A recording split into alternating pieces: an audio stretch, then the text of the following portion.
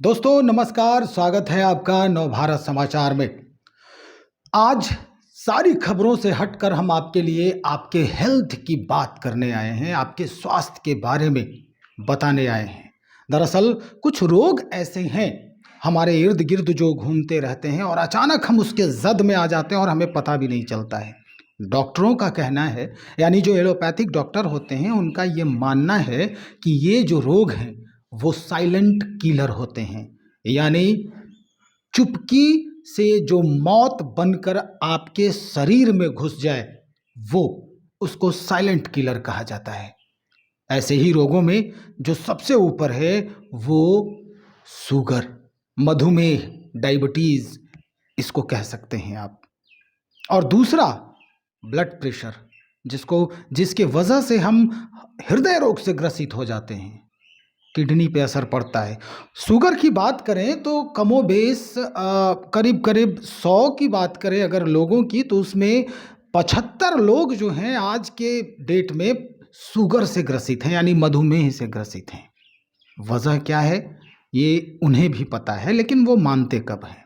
खैर, आज इसी बनिस्पत हम बात करने पहुंचे हैं एक ऐसे चिकित्सक से जिनका दावा है कि वो कितना भी हाई लेवल का शुगर हो उसे उसकी औकात बता देने में काबिल हैं, सक्षम हैं, और इन्होंने बताया भी है।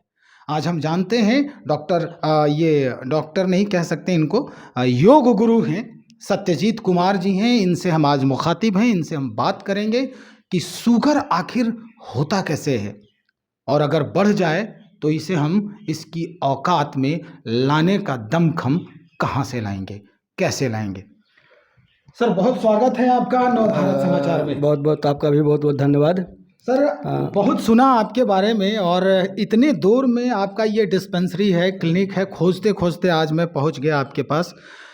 सर ये जो बीमारी है शुगर, जो एलोपैथिक चिकित्सक होते हैं कहते हैं कि वो तो बचपन से ही सब में होता है इस तरह का, लेकिन किसी में जब बढ़ने लगता है उनके रहन सहन से तो ये परेशानी बन के सामने आ जाती है, और ये साइलेंट किलर है, मतलब सीधा मौत के मुंह में लेके जाता है।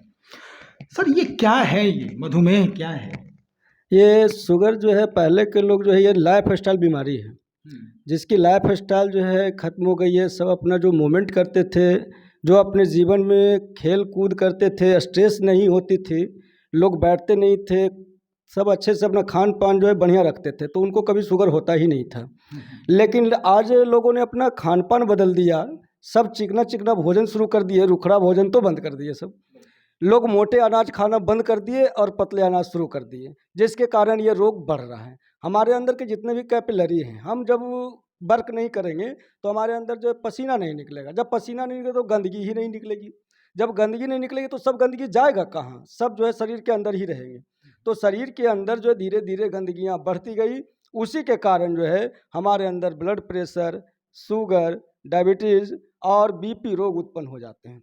लोग आज 90 से ज़्यादा 100% लोग की गंदगी के कारण जो है वो गैस्ट्रिक के शिकार हैं, कॉन्स्टिपेशन के शिकार हैं, और वो कॉन्स्टिपेशन के शिकार के कारण ही हमारे अंदर जो है शुगर उत्पन्न होता है। समझ गए? तो इसको हटाने का उपाय बहुत आसान है। लोग एलोपैथिक डॉक्टर बोल चुके हैं, थक चुके हैं कि बढ़ने का कारण है कि धीरे धीरे आप इसको गोली को बढ़ाते जाइए, गोली को बढ़ाते जाइए। आज 2 टैबलेट खाए, कल 4 खाइए, उसके बाद 8 खाइए, उसके बाद नहीं समझ में आया तो इंसुलिन डाल दीजिए।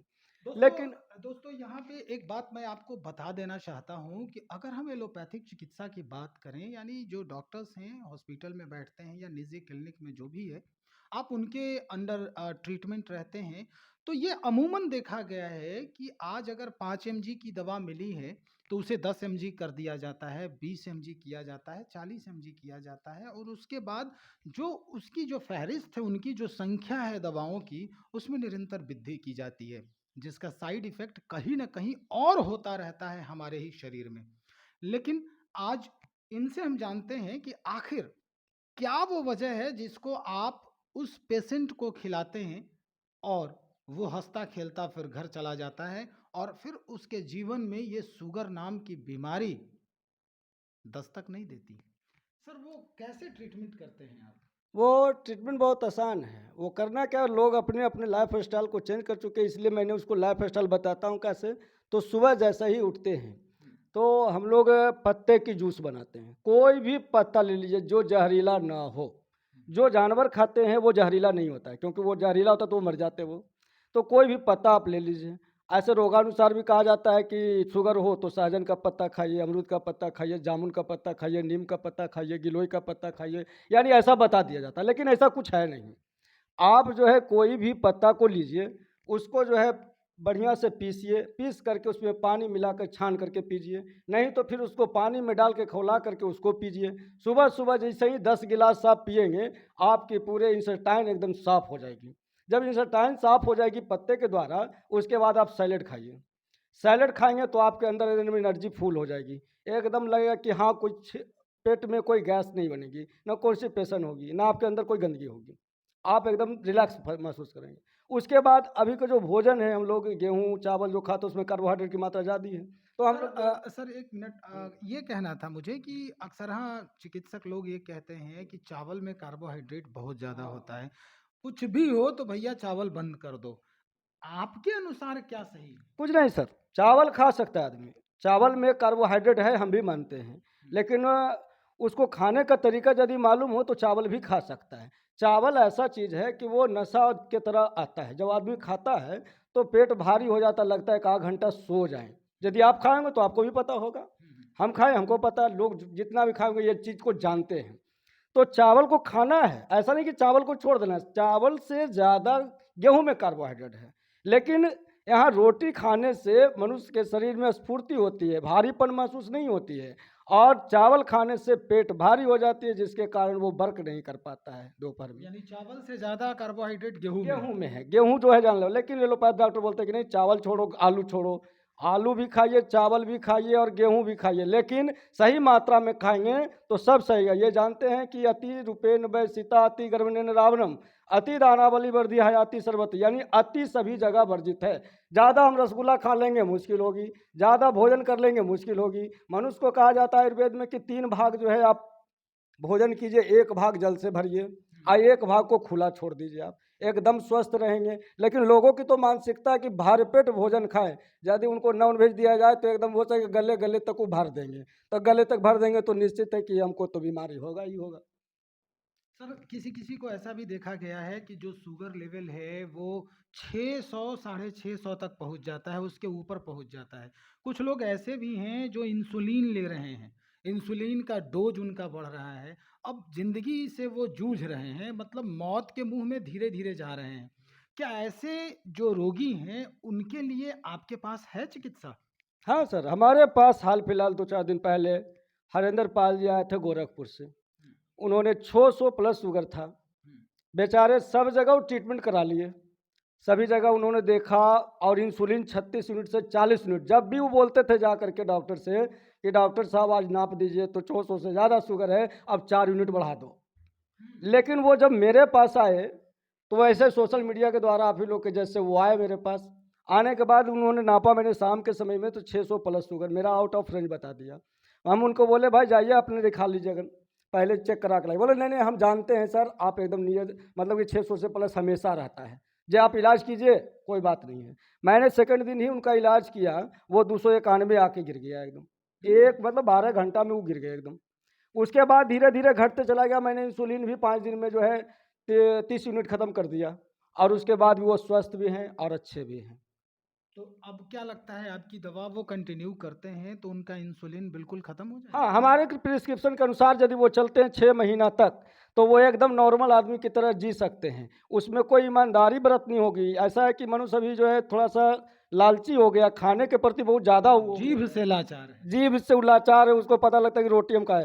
अधिकतर लोग हमसे यही पूछते हैं कि सर रोटी भात नहीं खाएंगे तो क्या खाएंगे। हमने बोला कि आज से 100 बरस पीछे चले जाओ, मक्का की रोटी, जौ की रोटी और बाजरा की रोटी और मड़ुआ की रोटी होती थी, आज तक तुमने देखा? तो बोला मैंने नहीं देखा सर। वही चीज़ खाना है, मोटे अनाज उसको बोलते थे। चावल है तो चावल सबको अभी पॉलिश वाला चावल आना शुरू हो गया है। जो ओरिजिनल पहले चावल आते थे, लोग चुनते थे, बढ़िया से उसको धोते थे, बनाते थे। लेकिन आज एकदम खोजते हैं कि एक वो कंकड़ ना हो, एक कालापन ना हो, एकदम पॉलिश नियन देखे में चमचम करे। थाली में एकदम सफेदी चमकता है। एकदम सफेदी चमकाने वाला, तो वही से उसको सफेदी चमकाइएगा, एक तरफ से चमकाइएगा तो एक तरफ से जाइएगा, है ना? निश्चित तौर पे एक बात और बतानी है दोस्तों आपको कि अ, अगर देखा जाए तो पुरुषों की अपेक्षा महिलाओं में इस तरह के जो रोग हैं अगर घर कर गया तो निश्चित तौर पे वो रोग जल्दी ठीक नहीं होता। वजह क्या है? वजह ये है कि महिलाएं जो होती हैं वो थोड़ा जिद करने में माहिर होती हैं। अगर घर का जो पुरुष घर में है, पुरुष वर्ग के लोग हैं और कोई मुखिया है, अगर वो मना करता है, लेकिन वो चुपके से, चोरी से वो अपने जीभ की वजह से चूँकि वो पूरा गृहस्थी सँभालती है, तो कहीं न कहीं वो गलती कर ही देती है। 100 में 90 ऐसी महिलाएँ हैं, जो इस रोग से अगर ग्रसित हैं दुर्भाग्य से, तो उनमें ये परेशानी होती है और यही परेशानी उनके जीवन के लिए काल बन जाता है। हम थोड़ी-सी बात इस पर भी करेंगे इनसे डॉक्टर साहब से कि अगर चाय जो है, चाय कितना हानिकारक होता है उन महिलाओं के लिए जो हमेशा इस शुगर के लिए दवा ले रही हैं और वो कहती हैं कि उसमें वो टैबलेट उजला वाला आता है ना, हाँ। वो डाल के चाय पीना है। ये क्या है सर? जो शुगर फ्री सर करके हमारे टैबलेट। आयुर्वेद में जो चाय को तो पहले पूरे मनाइट होते हैं। चाय की जगह पर हम लोग काढ़ा पीते हैं। तुलसी, अदरक, नींबू ये सब मिला करके यदि पीते हैं तो हमारे शरीर की शुद्धिकरण होती है और कफ, कोल्ड जो भी और भी छोटे मोटे यदि रोग हों, वायरस हो, बैक्टीरिया कारण वो सब दूर हो जाते हैं। तो हम चाय की जगह पर ऐसा सोचें कि चाय की जगह पर हम पिए, तुलसी की काढ़ा पिए, अदरक की काढ़ा पिए, लौंग की काढ़ा पिए, सबको एक जगह मिक्सिंग करके पिए, तो आज हमें चाय से ज़्यादा दुगना लाभ मिलेगी। चाय से दुगना लाभ मिल जाएगी। अब एक आखिर में आपसे ये सवाल करना था मुझे कि अगर पेशेंट कोई आपके पास आता है, तो उसके लिए उसको पहले से क्या तैयारी करके आनी होती है? सर हमारे पास पेशेंट आएंगे, कोई तैयारी नहीं करनी होगी। हुँ, बस वो जैसे हैं आराम से वो आए मेरे पास। हमारे पास आने के बाद उसके खाने पीने रहने दवाई से जो मतलब जो भी बोलिए सब चीज़ यहीं करना होगा। 10 दिन 10 दिन तक करेंगे। जैसे नॉर्मल आदमी रहता है, कोई हॉस्पिटल टाइप का नहीं रहेगा। जैसे लोग होटल में रहते हैं, तुम आइए मेरे साथ रहिए, हंसिए बोलिए। 50% तो लोग मैं हंस करके ही उनको ठीक कर देता हूँ, है ना, स्ट्रेस को दूर कर देता हूँ।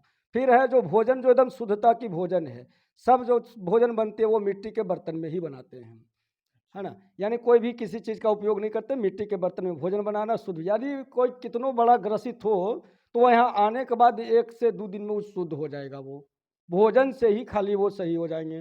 काढ़ा पिला देंगे 10 गिलास, एकदम साफ होना शुरू हो जाएगा। कहाँ काढ़ा, इतना कड़वा कड़वा काढ़ा होता है कि लोग कहते हैं कि इतना कड़वा तो साफ पिया नहीं जाएगा सर। हम बोले कि पीना ही पड़ेगा, लेकिन वो जीना है तो पीना है। हाँ, तो इसलिए जीने के लिए वो पीते ही हैं।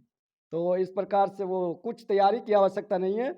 लोग आएँ मेरे पास और अपना ट्रीटमेंट शुरू करें, 10 दिन मेरे साथ रहें। उनकी शुगर तो नॉर्मल हो ही जाएगी और जैसे मैं बताऊँगा वो 6 महीना तक मेरे अनुसार चलेंगे, वो जीवन को अच्छा से जी सकेंगे, रोग मुक्त जी सकेंगे।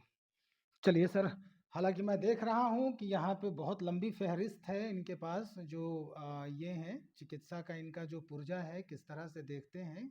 इनके पास रजिस्टर भी है और बहुत सारे लोग अभी भी मेरे सामने अभी जब जितने देर से मैं आया हूँ लगभग 2500 लोगों का फ़ोन आ गया है। कोई गोरखपुर से हैं तो कोई शक्ति नगर, अभी तो फ़ोन शक्ति नगर से आया था किसी का।